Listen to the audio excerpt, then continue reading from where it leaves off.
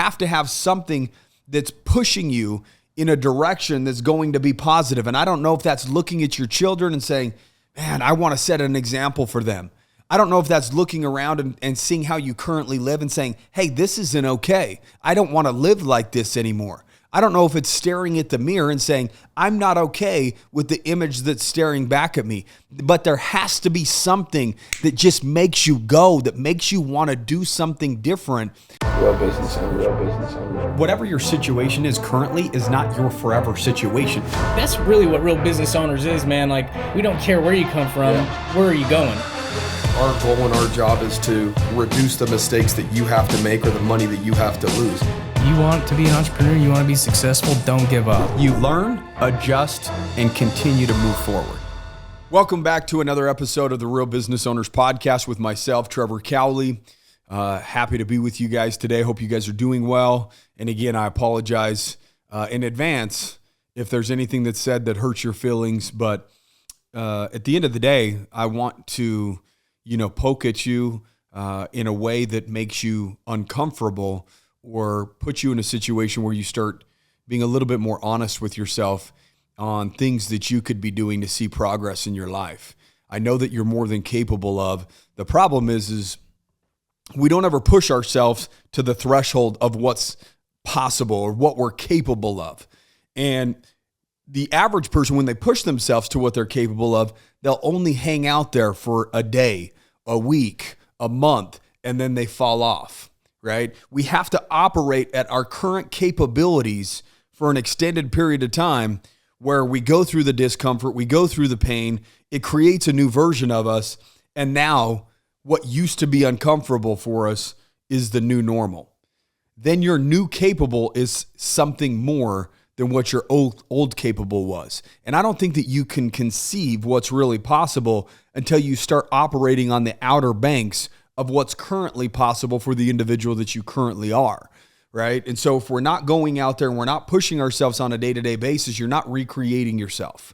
In order for new results, you have to take yourself further than you've ever taken yourself before.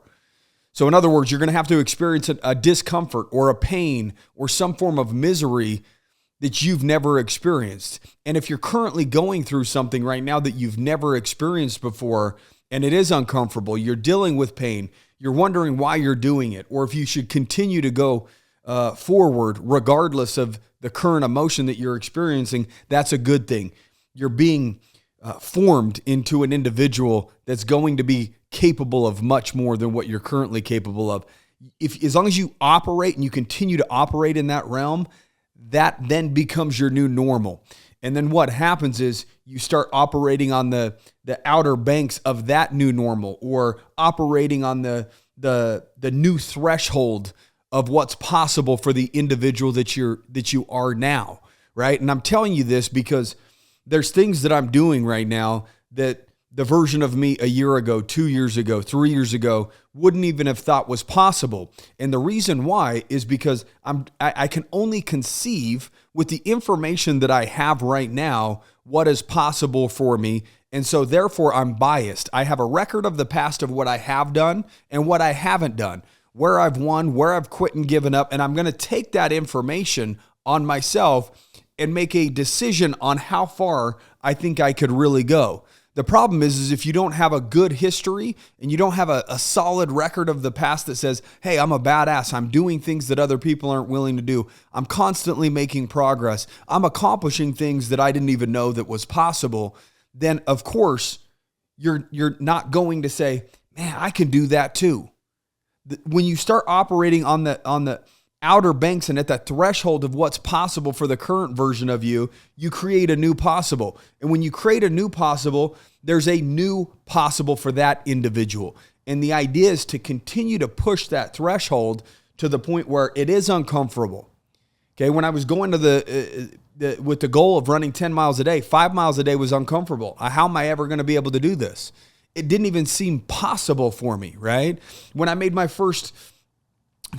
when we grossed our first $1 million a year in business, like $10 million a year doesn't even seem possible. But when you do 2 million, 3 million seems possible. And when you do 3 million, 4 million seems possible. When you run 5 miles, 6 miles seems possible. When you run 6, 7 seems possible. And so the idea is to continue to put ourselves in what's possible for the version of us that we are right now. And then that eventually creates new possibilities and a new possible with the version of you that you're currently creating. And so the idea is always pushing yourself. We understand that average is the enemy. Average is the majority of people. And the majority of people will get uncomfortable and they will shy away from becoming the best version of themselves because they just don't have a big enough desire, a big enough why. And I don't know what your why is. I don't know what your desire is. But you have to have something that's pushing you in a direction that's going to be positive. And I don't know if that's looking at your children and saying, man, I want to set an example for them. I don't know if that's looking around and seeing how you currently live and saying, hey, this isn't okay. I don't want to live like this anymore. I don't know if it's staring at the mirror and saying, I'm not okay with the image that's staring back at me. But there has to be something that just makes you go, that makes you want to do something different. And then when you make a promise to yourself that you're going to do something different, make sure that you honor that promise. Okay, there's the escape velocity, right? So for instance, you've got the force of gravity, right, that holds us down. There's actions and habits that you have that you do every single day that's acting as gravity that's holding you down or holding you exactly where you're at, whether that's the people that you hang out with, whether that's the information that you put into your brain, whether that's going home and having drinks every single day after work, whether that's choosing not to get up early and go to the gym or go to the gym after work. Like everybody has the same 24 hours in the day, but your habits are your gravity. The environments that you've created for yourself is your gravity. And if you're not getting where you want to be, then you're not putting yourself in the right environments. And you have the ability to change your environments. You have the ability to say no to certain things. You have the ability to change your actions and habits. And I'm telling you this from experience. I'm telling you this because when you're living on the other side of discipline, there's a sense of peace, a sense of comfort, a sense of pride and accomplishment. Net worth and self-worth are two different things. There's plenty of people that have a solid net worth that are absolutely miserable. You have to earn your self-worth on a day-to-day basis through your actions and through your habits. So back to escape velocity.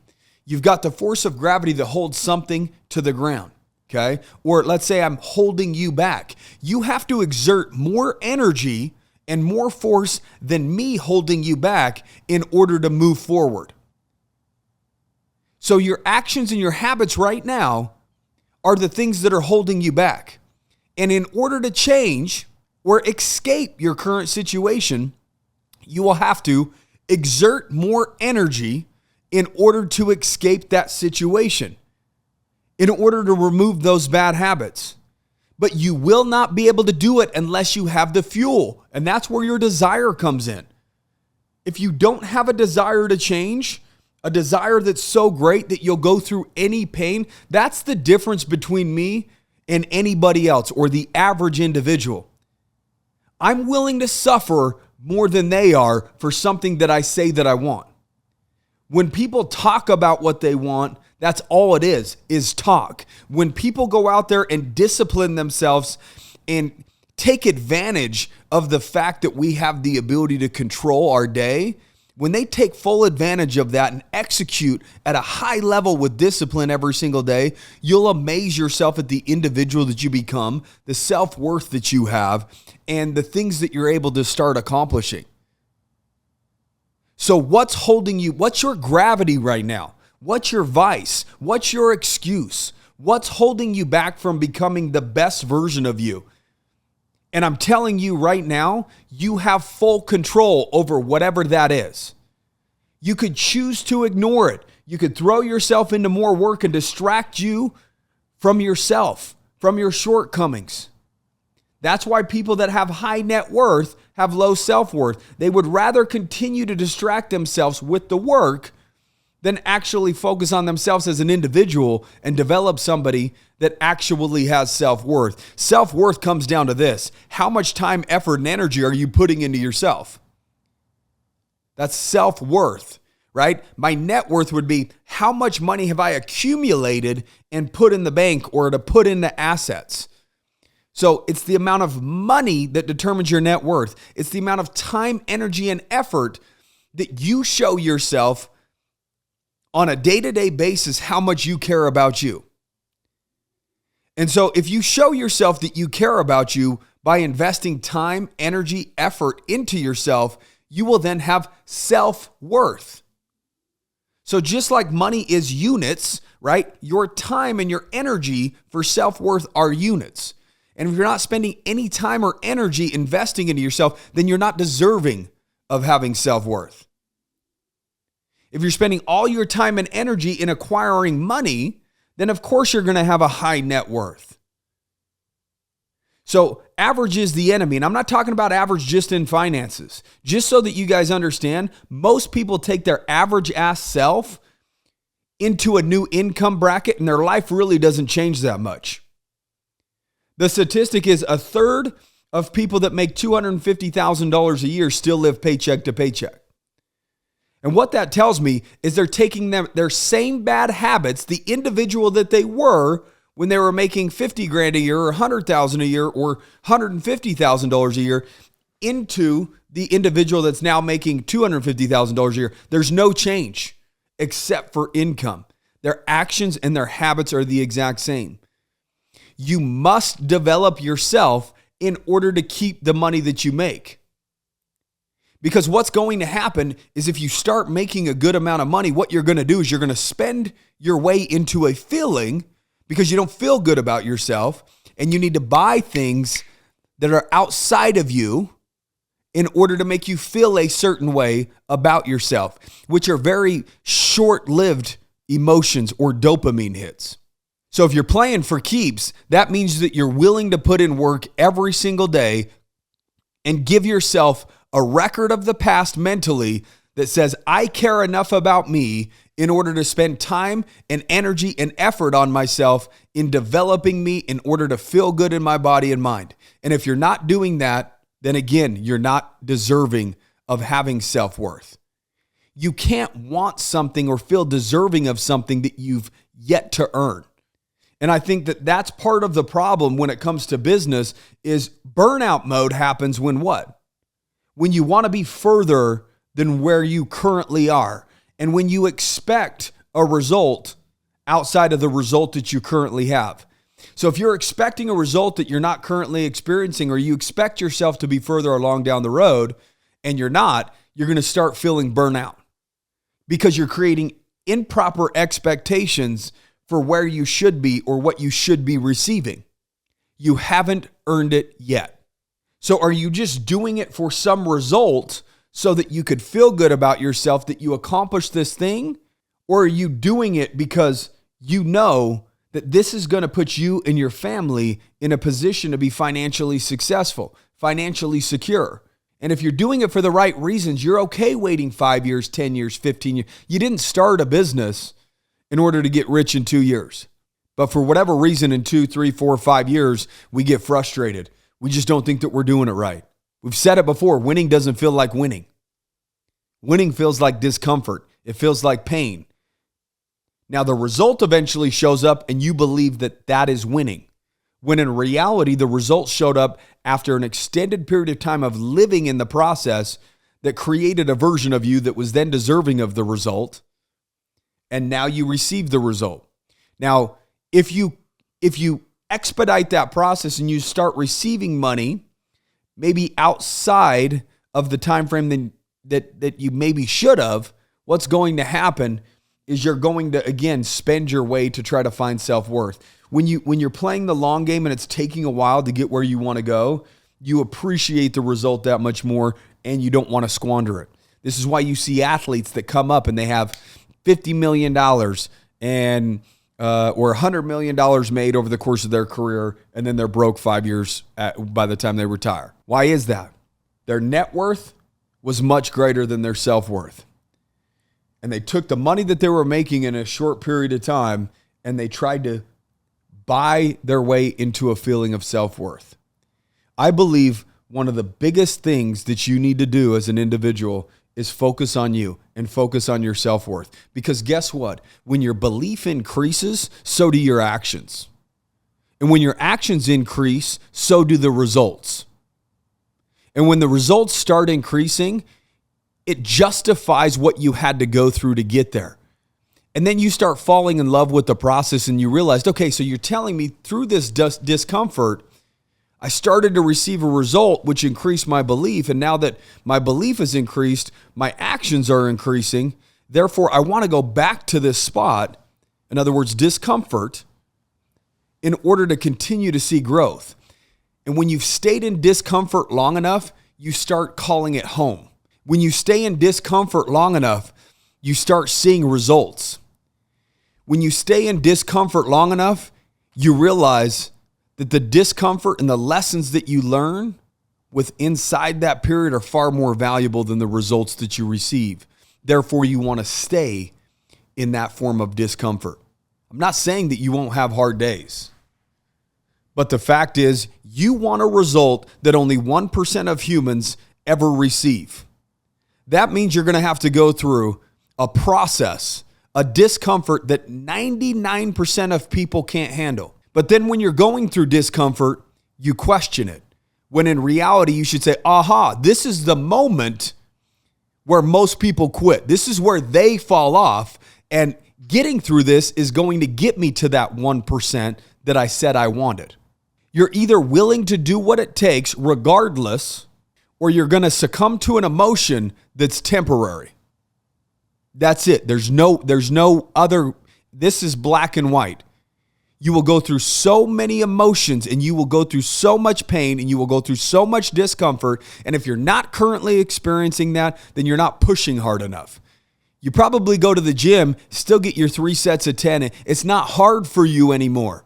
You keep doing the same thing that used to be hard to the old version of you, and you call it good enough. Oh, I used to do that. And then insert excuse. I used to do that, but I got injured. I used to do that, but I got screwed over. I used to do that, but I made a bad investment. Every time somebody says but, there's usually insert excuse right after that. And that excuse is the thing that holds them back from the greatest version of themselves. They're putting so much weight on that excuse that it makes them feel good about not doing what they're completely capable of, which is change or going back and putting themselves in a position to win again. Some people will never go back to the foundation that built them to who they are. And when they start pulling back because they start seeing a little bit of results and they find a little bit of ease, a little bit of comfort, and then they look back, man, those were the good old days. When I was building, when we were growing, we were doing it doesn't have to be the good old days. That's the most depressing thought on planet Earth. The good old days. I want to feel like I'm currently living in the good old days. I want to feel like in 10 years from now, I'm going to look back on what I'm currently doing and saying, holy shit. It was during that time that created the version of me that I currently am. The problem is most people are taking the current version of them, of who they are, and looking back at their 20s and say, man, those were the good old days. Or my teens, oh, those were the good old days. To me, it's a depressing thought that you believe that your prime is in the rears. It's a depressing thought to believe that the best version of you has already come and gone. I promised myself that I would be in the best shape of my life when I turned 40 years old, which happens in 3 months. And I'm doing everything in my power on a day-to-day basis, going through whatever discomfort I need to go through in order to mold that version of me and honor the promise that I made to myself. You lack confidence because you lack commitment. When you say something, it's a nice thought. start meaning what you say. Start setting goals that are so far outside of what you know that you're capable of doing right now that force you to evolve, that force you to become a better version of yourself because it's so big and so scary. If you can't run a mile, sign up for a marathon 6 months from now. I promise you tomorrow when you wake up, you're probably going to run 1 or 2 miles. You're setting something that's so big and so scary to you that you fear putting yourself in that situation is going to be extremely painful if you don't start doing what? Training. There's the book that says, I think it's Dan Sullivan, 10X is easier than 2X. Why is that? Because you believe that in order to go from 100 grand a year to 200 grand, that you don't have to change that much. You believe that you're good enough right now in order, as long as you stay on the path that you're on, that you're good enough to go from 100 grand a year to $200,000 a year in income. The problem is because you believe that you're good enough, you're not really going to change or evolve. You're just going to stay on the same path and hope that the results continue to kind of compound or work in your favor. But if you said, hey, I want to go from $100,000 a year to $1 million a year, it's obvious that you right now aren't good enough to 10X. So what that shows you is you need to change. Everything about you would need to change in order to go from 100 grand a year to $1 million a year. So then it forces you to look in the mirror and say, holy shit, what is it that I need to change in order to become better so that that's a possibility? You're stretching your mind so wide that it makes, okay, now what? My guess is somebody that can run a mile can probably run 2 miles. That's 2X. Somebody that's only ever ran a mile, in order to go out and run 10 miles, that's going to blow their mind. Somebody that's only done $1 million a year in gross revenue to say that they could do 10, that's going to blow their mind. But it would be completely obvious that their entire strategy would change, that if they wanted to go from 1 to 2 million versus 1 to 10 million, they would say, holy shit, I need to surround myself with better people. I need to create systems and processes. I need to delegate. I need to hire. I need to focus on my marketing. It would make the decisions that they have to make completely obvious when you go that much bigger and you blow up what it is that you want to do. That will make you take a hard look in the mirror and determine, who do I need to become in order to receive this result? And then your actions, and again, as long as you're committed to it, your actions and habits will start changing. And when they start changing and you start seeing that you're more than capable of, your belief then increases, and then you wonder, what else can I accomplish? What else can I do? And you start thinking bigger in all areas of your life. Don't allow yourself to fall short of what you're truly, truly capable of. Don't allow yourself to be one of many in the word called average.